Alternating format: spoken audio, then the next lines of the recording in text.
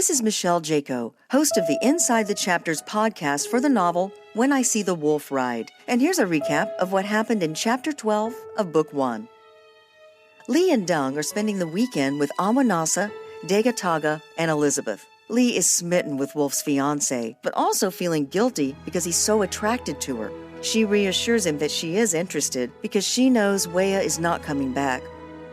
As they leave Durant, Lee stops at the cemetery in Van Alstyne to visit his mother's grave. While he's there, he encounters his own gravestone and Mr. Blessing, who doesn't seem to recognize him. The old man looked back at DJ, rubbing his hand across the boy's mop of hair. You know, fatherhood ain't nearly as frightening as being alone. A loving son is a very special gift from God, no matter how he comes into your life. No one else can ever love you like a son will. Where was all this coming from? Did he know it was me? Yep, too bad Lee didn't make it back. I was so proud of that young man. His mom was too. She told me so. Then he turned and stared into my face as if he could see right into my soul. All a cemetery can do is remind you of what you've lost. I had no words. The old man turned from me, gesturing as he walked away. You need to appreciate the gifts God's given. If I could give Lee a message, I'd advise him to leave this place, because none of those gifts are here. I nodded sheepishly, took DJ by the hand, and walked back to the car. After I got behind the driver's seat, Mr. Blessing was nowhere to be seen. As I drove out of the cemetery, I noticed another headstone, one of the largest there. It read, Ronald Alton Blessing, March 16, 1903 through March 22, 1971. Our beloved father and founder, the Blessing family, Blessing Funeral Homes. Dad, you crying? No, just saying goodbye. As we drove to the on-ramp of US 75, a beautiful sunset bathed us with warm glowing hues of orange and red.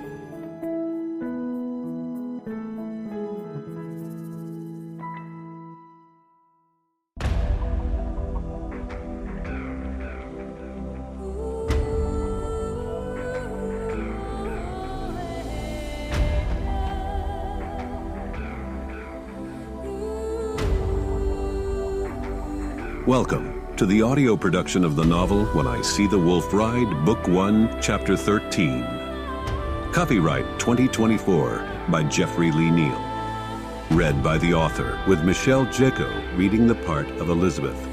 And now, here is Chapter 13 of When I See the Wolf Ride, Book 1. Chapter 13. Go to the Cross. From the Bible. Fathers, do not embitter your children, or they will become discouraged. Colossians 3, verse 21. Got all your stuff? DJ nodded. Mama T waited at the gate of the Catholic facility. Okay, we're running late. I'll come by to check on you this week. He slowly walked from the truck. He made it halfway to Mama T when he dropped his bag and ran back, jerking open the door, hugging me as hard as he could. I love you, Dad. I love you. I don't want to stay here. I want to go with you. I winced, slowly pulling his arms from my neck. DJ, I don't even have a place to stay yet. You know that. It's late. You're keeping Mama T waiting. He sadly nodded and made his way back to her. I quickly closed the door and drove off. Captain Avigdor was letting me sleep on his couch until I could figure out what to do with my life. It was a nice apartment. 3 bedrooms, fairly modern, in East Garland. It was sparsely furnished, with a leather chair and brown sofa. Nothing on the walls. A TV on the floor. Blinds, no curtains. Crystal, his daughter, was asleep in one of the bedrooms. We sat across from each other, each with a Shiner Bock. You look like hell, like you seen a ghost. What happened up there? How'd it go when you told the kid? I winced. I'd been doing a lot of that lately. I told him the whole story, leaving out the parts where I shared what had happened in Vietnam and the ghost at my grave. So, you never found the right time to tell him, huh? Reconsidering? I have no job, no money. I'm not going to be disabled for long, so the money I get from the Army will end soon.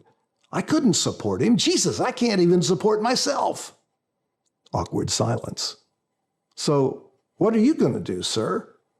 He seemed surprised I asked him that. All of us, you, Hershey, Art, and me, we've been discharged. They need to close this chapter of Army history and keep it under wraps.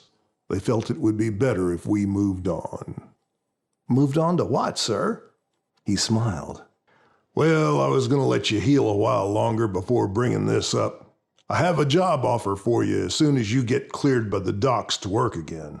Congressman Brown has found some positions in Texas law enforcement under the supervision of the Texas Rangers.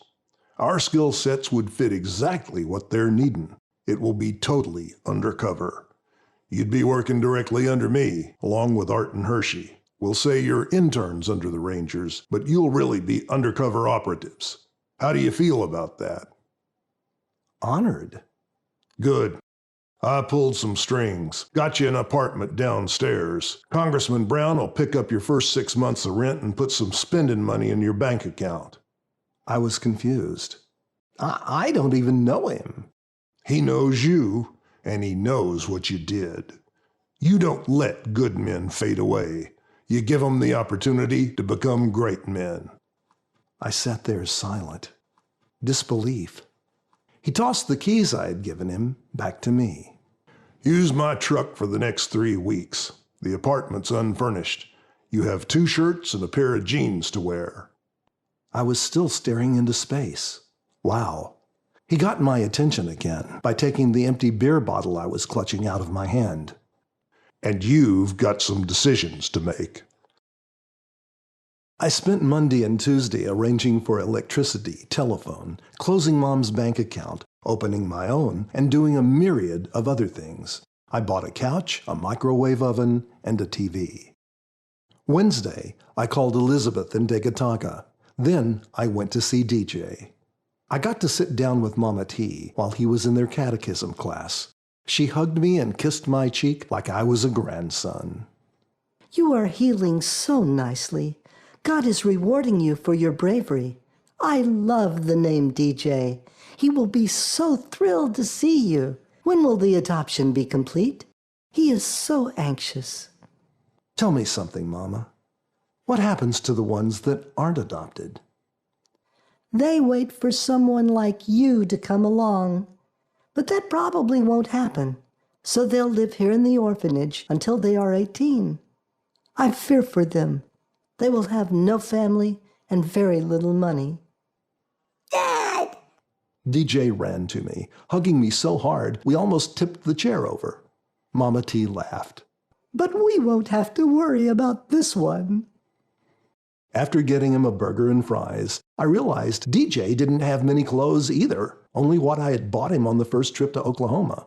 It thrilled him when I told him we were buying more clothes. I know. If I wasn't going through with fatherhood, I should leave him alone. But it was fun giving him things. I didn't share that I had an apartment now, just that I had a new job, and it started today. I left him at the orphanage, watching his sad face study me in the vehicle as I left, looking like a dog someone leaves at the side of the road when it's no longer wanted. Y'all ain't Texas Rangers. Real Rangers have had at least 8 years in law enforcement, and they're never under 30. You work for Texas Rangers. You'll take your orders from Captain Avigdor, who'll take his orders from me.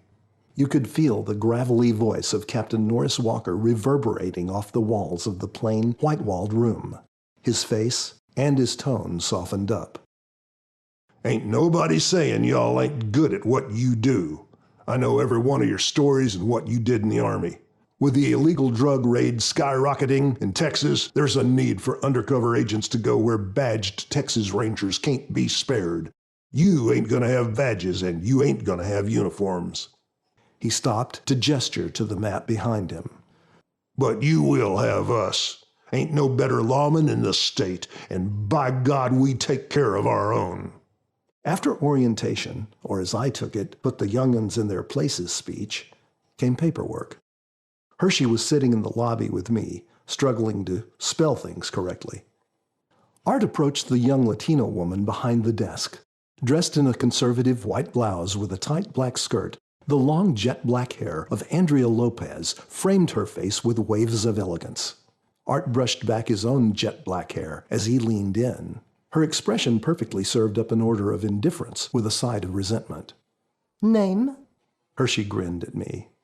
My name, it is Arturo Fausto Ernesto Alejandro Leonardo Fernando Jose Ezekri. Art leaned further over the desk to bring his face closer to hers. And I am stark raving mad. Hershey and I were turning red, suppressing our laughter. She handed him a stack of papers, never removing her frown. Fill these out. As he took them, she looked back down at her work as if he wasn't there. When he sat down, I couldn't hold back. You're nothing but a rabid, horny dog. I am a proud Maremma scenthound. The Maremma scenthound, or Segugi Maribano, in my native Italian, comes from the coastal plains of Maremma in Tuscany, where it is used to hunt wild game, and she qualifies. One day, if she is lucky, I may allow her to share my name. Hershey laughed. You mean your names, man? Art grinned back. Every last one. Captain Avigdor entered, ignored us, and went right to Andrea. It was strange to see him dressed as a Texas officer, complete with the badge and the Stetson hat. They done yet? She looked at us as if she was staring at suspects in a lineup. No. The captain took the papers out of our hands and put them on her desk. They're finished for now. He motioned to us. Come on, this won't wait. As we followed him down the hallway, the captain motioned us to the parking lot. There's a live hostage situation near Fort Worth. We're backing up the Rangers. Once we were in the vehicle, the captain filled us in. An officer in Euless stopped a vehicle yesterday on a routine traffic stop. The driver produced a pistol. He shot at the officer took cover and returned fire. He dropped off a female passenger near Village Drive, then abandoned the car. Euless police conducted an unsuccessful 10-hour manhunt. This morning, he took an entire family hostage, and now there's a standoff at Dover Road near Southlake. He's got the family, the dead, the wife, and their 5-year-old daughter in the family's car. He's got a shotgun to the father's head. The Rangers and the local police are negotiating with him, but it ain't going well. Hershey was horrified. Jesus, Cap! What do they want us to do? He may not be working alone. We have a description and information as to the last whereabouts of the female passenger he let off yesterday. If we find her, we may find whoever's working with him. Hershey, Art, I'm letting you out at Village Drive. There are several structures they might be hiding in. He handed Art some papers and a radio.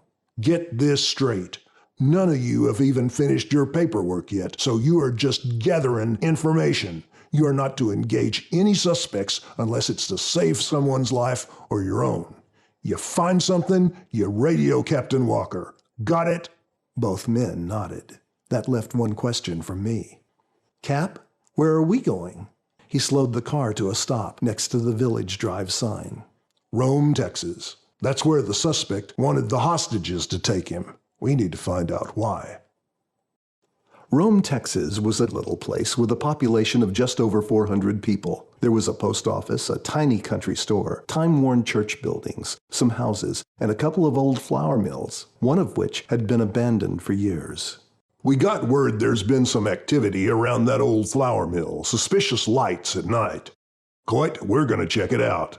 Remember, you have no authority to do anything. I'm the only one with a badge. You just back me up. Got it? Yes, sir. We parked at the post office, making our way to the flour mill on foot.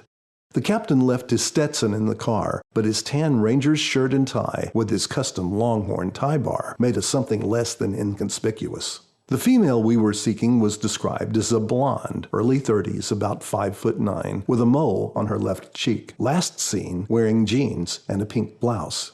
The old mill was a crumbling structure of rock walls and rotting wood, probably built in the last century. One old wooden door was partially open. I don't have a search warrant, but if there's a door open, we can enter. Don't talk, just follow me. We entered a huge dark room, illuminated only by dusty rays of light from gaps in the roof and the walls. The silhouettes of long-abandoned mill-rolling machines stood like ghostly beings from a century before. The captain's flashlight revealed decades of dust that made his light beam eerily glow in the air. Maybe this place really was abandoned.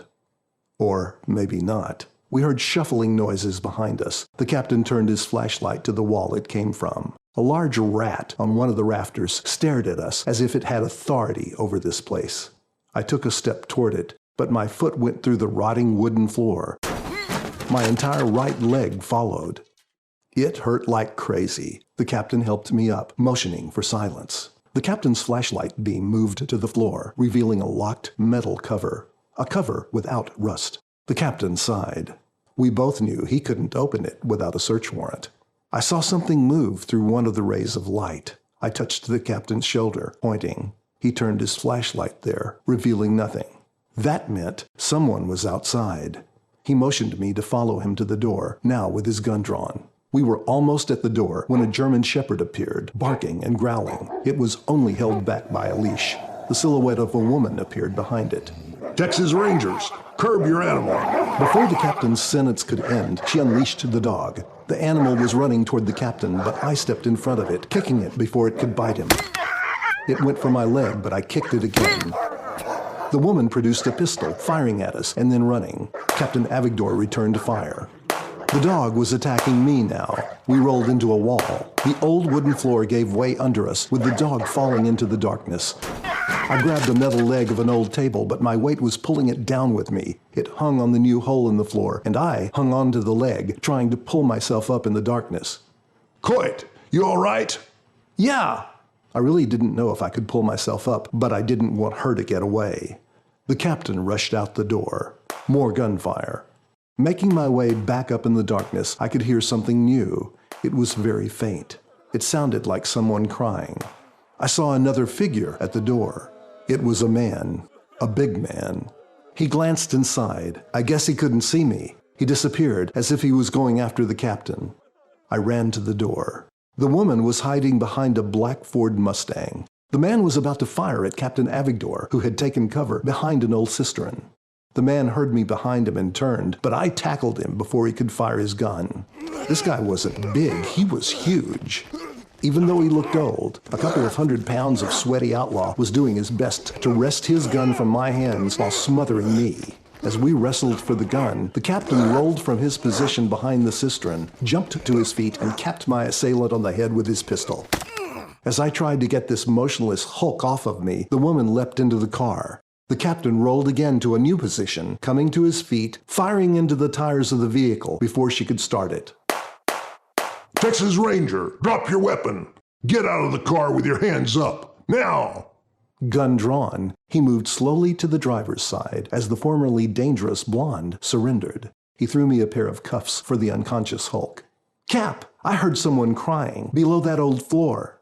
The captain motioned for the frowning woman to sit down next to the Hulk.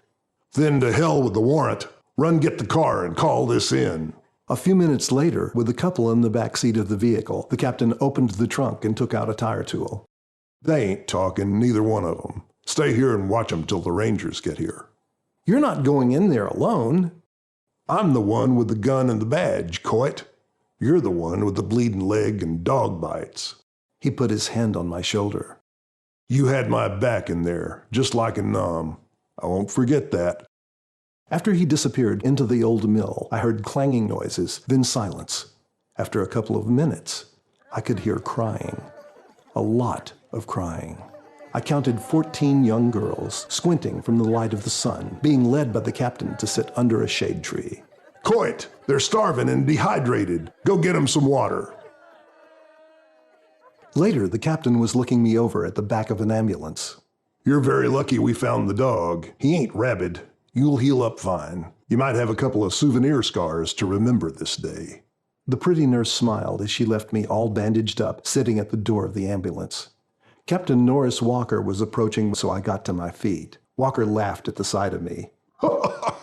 Dog bites on your first day. You ain't even finished your paperwork. You're off to a good start, son. Captain Avigdor smiled at me. You should have seen him in Nam. He had my back today. Captain Norris Walker lost his smile. You guys stumbled onto a human trafficking ring. Those girls were from Venezuela. The suspect holding the family hostage in South Lake, his name was Walton, was taken out by one of our rangers. Your suspect, Floyd Ham, was in prison with him. We think he was working with Ham and the woman you apprehended in a human slave trade. Ham's the big fish. Don't make any plans for a few days. The feds have been chasing this guy, and they want to talk to both of you in isolation. No phone calls or contact with anyone else until they say so. Then he smiled at me. Son, it looks like you're going to get the chance to finish your paperwork, and a lot more of it than you had before you got here. On Friday afternoon, after gaining my freedom from the federal government, instead of picking up DJ, I made my way back to Durant, back to stay with my new adopted parents in the little half-wood, half-rock house with the cross on the door. Awanasa came out first. She ran to me, hugging me as hard as she could, and then pushed me back, suddenly angry. We were worried sick. Why didn't you call? Degataga smiled, as if he had lived this scene himself in times past. After the hugging, I had to answer the "Where is DJ?" question. I stared at one of the Cherokee trinkets on their mantel as I tried to form a sentence that didn't make me sound like a heartless scoundrel. The truth is, I just needed to get away. I needed some time to sort things out. I wanted to see all of you again. Degataga put his hand on my shoulder. Leahy, you're not on trial. You're at home. Go see Elizabeth. You should probably call her now. He started toward the other room, then turned back to me. And when you're ready, if you're ready, we can talk. My next stop was Fort Washita to see Elizabeth. Her first words to greet me were not what I expected. Where have you been? I called several times. She wasn't happy. My answer probably didn't help. I got bit by a dog. Well, at least you showed up today. Elizabeth, she interrupted. You didn't even call. I couldn't call. I was on a job. And they didn't have phones? It was undercover. You couldn't find one moment last week to call? Time to come clean. I was attacked by a dog. The suspects had this dog. Silence. She stared at me. What? You can't talk about it, but here's what happened. Captain Avigdor and I had a run-in with some very bad people. We had to fight them off, and they had a dog. I pulled up my pants leg and showed her my wounds. Looked pretty bad. Oh, Leahy. We closed the lonely office at Fort Washita, making our way back to the cemetery where we had first talked. I watched her face contort between shock and anger as I shared the experience. I'm sorry, but they put your life in danger on your very first week. Part of the job, she gritted her teeth. I hate the job. Look, I have to work, and I was lucky to get this. I know all that. Stunned silence. It was like the moment after you hear a loud noise and think it might be a gunshot. Gathering her words carefully, she spoke more softly now, almost in a whisper. You wait for someone for months, only to have your hopes and dreams crushed when you find out he's not coming back. You mourn, you cry, you hurt. It's like draining all of the color out of a painting. Your life is reduced to emotionless shades of gray. This day is darker, this hour is slightly lighter, but in reality, they're all the same. You breathe, you eat, you drink, but there is no beauty to any of it. It is simply existence. There's no reason for you to be. You just are. Elizabeth, she smiled, but not happily. I can't do this. I can't live my life wondering when you might call again, wondering what's happened this time. Elizabeth, I've lived through things in Vietnam I should never have been able to survive. Yet here I am. I have to believe I'm here for a reason. I will always come back. You can't promise that. Wea promised that. Don't make promises you can't keep, Leahy. Then she stopped. Tears ran down her reddening cheeks. I know you feel something here. I feel it too. But I can't start another relationship like this. Don't think I can't live without you, Leahy, because I can. At least for now, I have to. She got up and ran back to the office. I sat there for what seemed like forever, staring at the door of the visitor's center. She never changed the closed sign back. As I drove away, Fort Washita seemed more like a cemetery now than ever before. A half hour later, Degataga was on his porch, intensely whittling a flute out of a piece of pine. He looked up and smiled as I approached. Awanasa is in there cooking. We'll be eating good tonight. I sat down next to him. Nothing was said for a moment as I inhaled the fresh aroma and colors of this beautiful place. I'm sorry I didn't call last week. Work? Yep. Elizabeth accept that answer? Nope. She was pretty upset last week, Lee. She took the job at Fort Washita because it was a lonely place that doesn't get many visitors.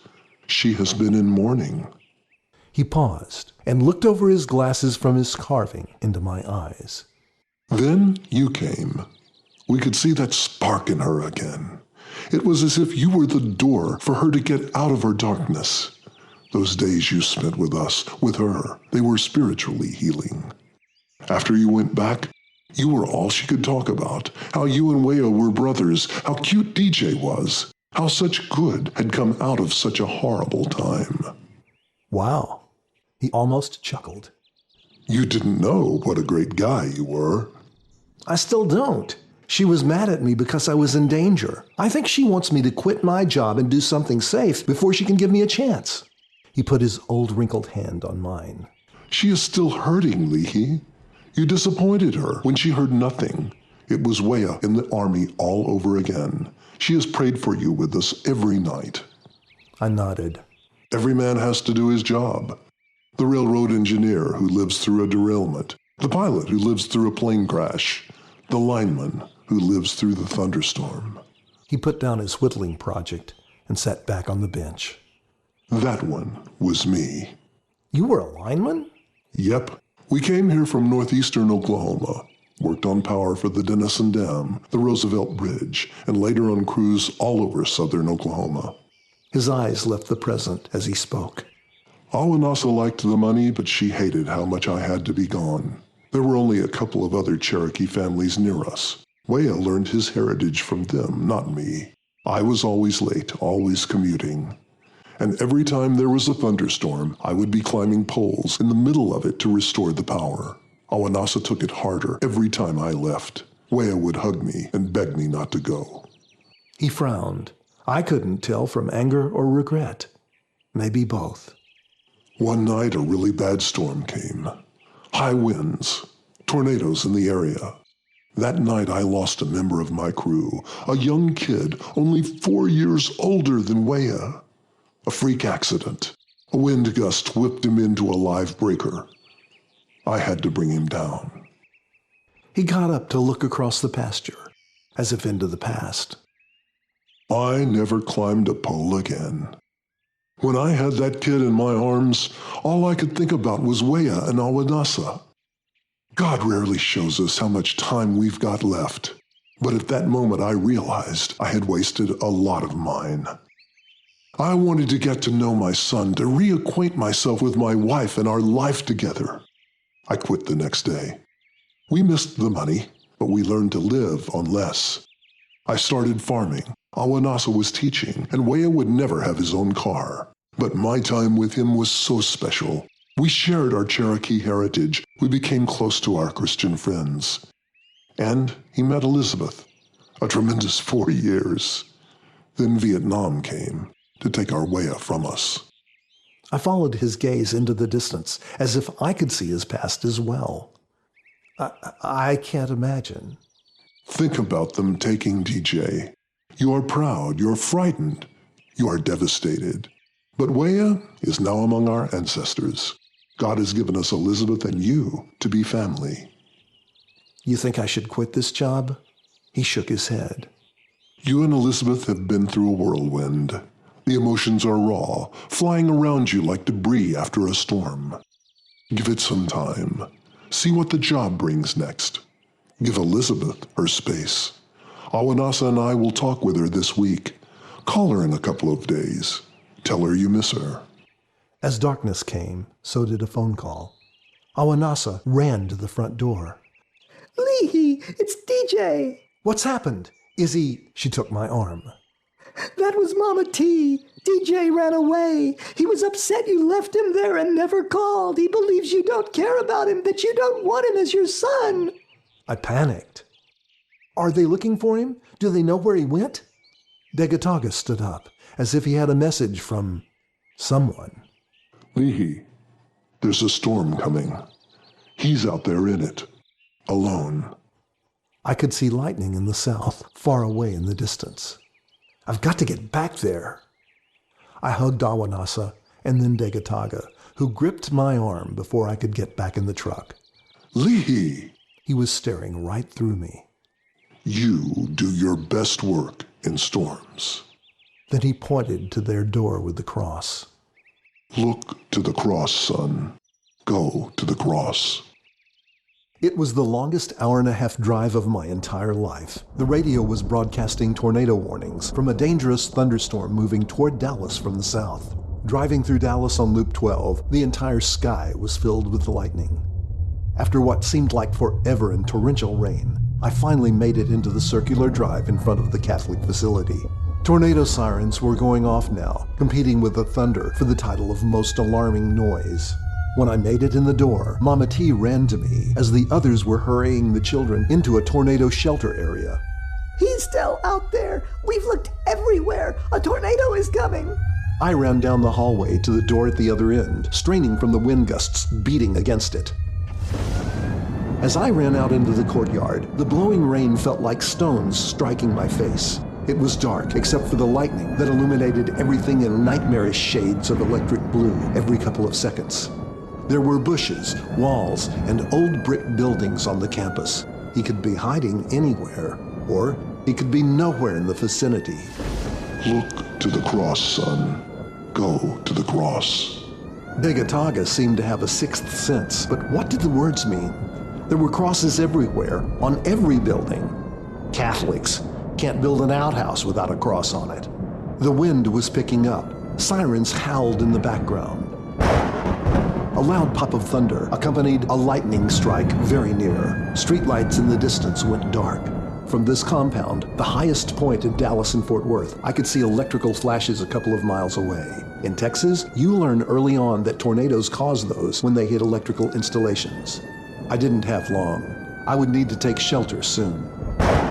Another flash of lightning, this time brighter than the others. Even through the rain, I could see something I had missed before. The facility's old water tower stood at the very top of the hill, like a lighthouse on a stormy seashore. The cross on the side of the old water tower caught the reflection of the lightning, making it glow for a second on the silhouette of the huge relic. I remembered Mama T's instructions to Dung in Vietnam. Look to the cross. The same as Degataga's words to me. Go to the cross. I ran as hard as I could. Seconds seemed like hours as I made my way through the dense brush, rain, and wind. A chain-link fence with a locked gate surrounded the old water tower. I climbed to the top as best I could, working around the injuries in my legs and arms. I tore my pants on the jagged metal at the top as I fell to the other side. Then, through the noise of the storm and the sirens, I heard his voice. No! Why are you here? You don't care! Just let them die! I could barely see. He was under the water tower, sitting in the driving rain, huddled on his knees, as if in a position of prayer. I ran to him. DJ, we've got to get out of here! There's a tornado coming! No! You lie! You lied to Doug! You said you would be dead! I said I love you! You never said it back! You lie! You don't love me! You don't want me! Nobody wants Doug! So what if I die? Nobody care about Doug! I grabbed his shoulders. I care! I cared in Vietnam and I care more now. I admit I wasn't sure I could even be a father. I want the best for you and I wasn't sure I was it. I don't have any idea how I will live my life, how I will take care of you. I'm gonna make mistakes and disappoint you. I may have to be gone for days at a time for my work. I took the amulet from my neck and put it on his. Wolf gave this to Elizabeth because he loved her. She was family. And I'm giving it to you to prove you're my family. I want you to be DJ, my American son. I don't want to live my life without you. He sobbed and hugged my neck. The old metal structure was creaking from the strain of the wind, which roared like a freight train. The tornado was upon us. I put DJ flat on the ground, and I laid on top of him. Metal and water crashed all around us as the wind tried to carry us away. I could see him looking up at me without fear as I covered his body with mine.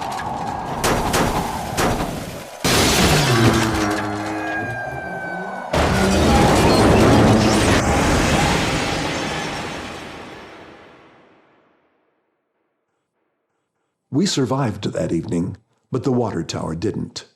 The winds of the storm took it to the ground, bursting it like a balloon. Only the cross remained intact. From then on, DJ had no doubts that I was his father. Neither did I. As we sat huddled together that night in my apartment, I remembered the words of Mr. Blessing in his cemetery. You know, fatherhood ain't nearly as frightening as being alone. A loving son is a very special gift from God. No matter how he comes into your life, no one else can ever love you like a son will. That concludes Chapter 13. We invite you next to read the PDF or listen to Chapter 14, entitled For the Love of Epo.